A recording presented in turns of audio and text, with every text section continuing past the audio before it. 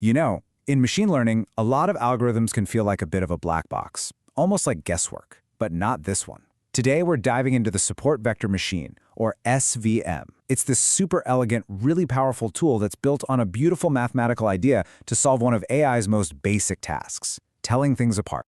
Okay, so here's the plan. We're going to start with the absolute basics. What is machine classification? Then we'll get right into the SVM's brilliant core idea, the widest street solution. From there, we'll see how it handles messy, real-world data, and we'll dig into its superpower, the kernel trick. We'll even see it in action on a tricky dataset. And then finally, wrap up by talking about the really important trade-off you have to make when you decide to use an SVM. So, what are we really talking about with machine classification? Well, at its heart, it's really all about teaching a computer to draw lines.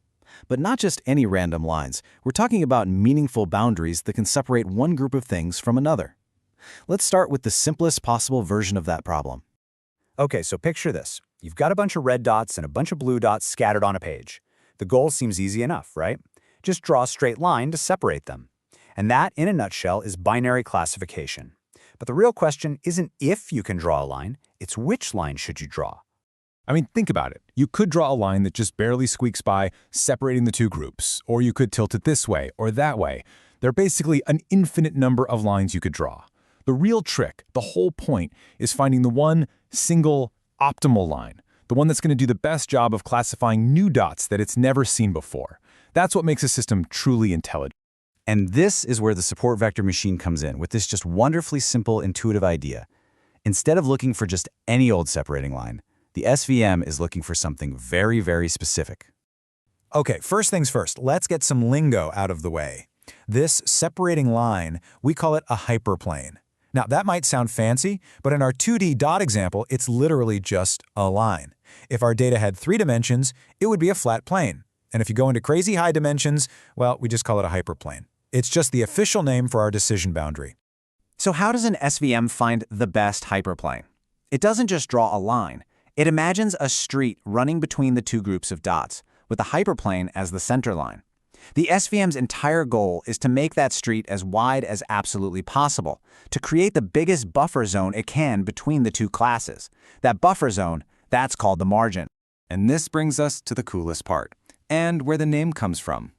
See those points that are right on the edge of the street, the ones touching the curb? Those are the only points that actually matter. They're called the support vectors because they literally support the entire solution. Seriously, you could delete all the other points, and as long as you keep those support vectors, that perfect line stays in the exact same spot. Now here's the magic. This whole idea of finding the widest street isn't just a nice little story. It translates directly into a very precise math problem. This quote basically says that making the street wider is the exact same thing as making a certain number smaller.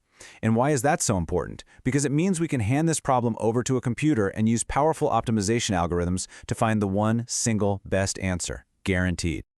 All right, so this widest street thing sounds amazing, right? And it is, for perfect, clean data. But, you know, the real world, it's messy. So what happens when our data doesn't cooperate?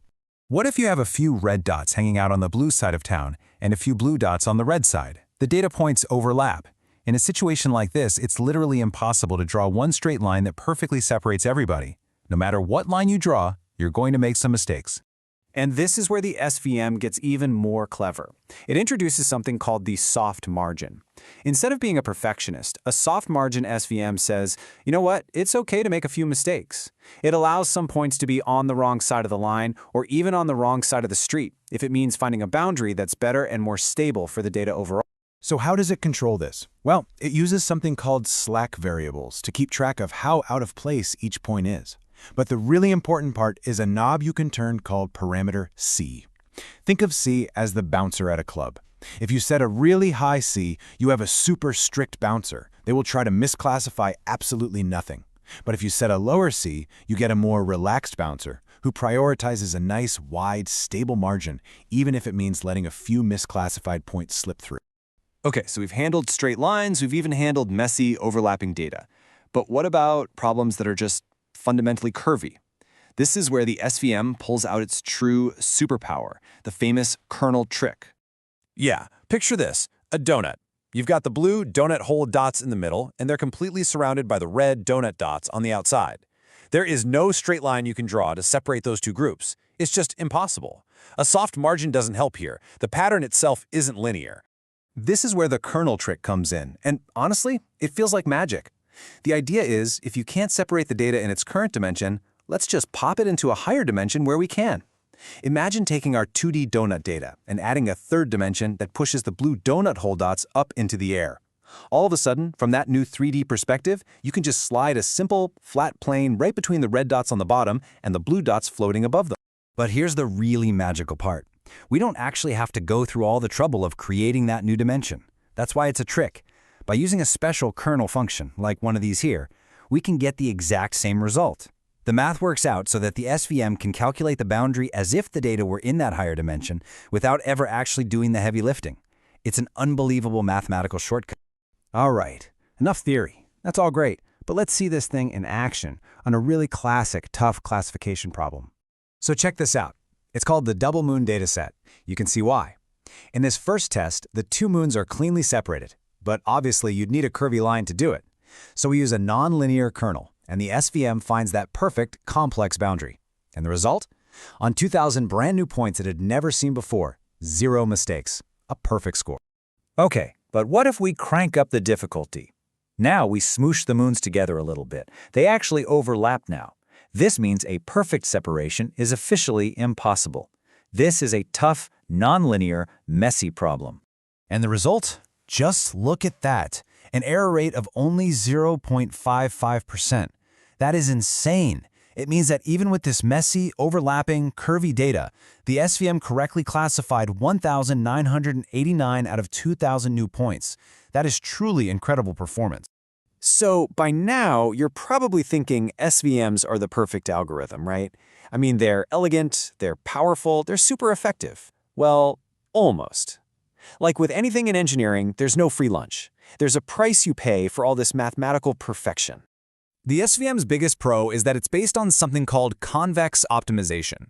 The simple way to think about it is, the math problem is like a perfect, smooth bowl. No matter where you start, you're guaranteed to find the single lowest point at the bottom, the single best answer. But, and this is a big but, getting that perfect answer costs something. It costs computational power. The training cost can grow quadratically, or even cubically with the amount of data.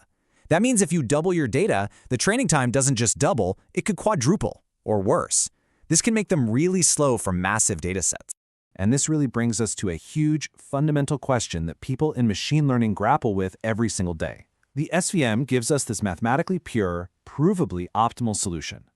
But other, faster, maybe dirtier algorithms might get us a good enough answer in a tiny fraction of the time.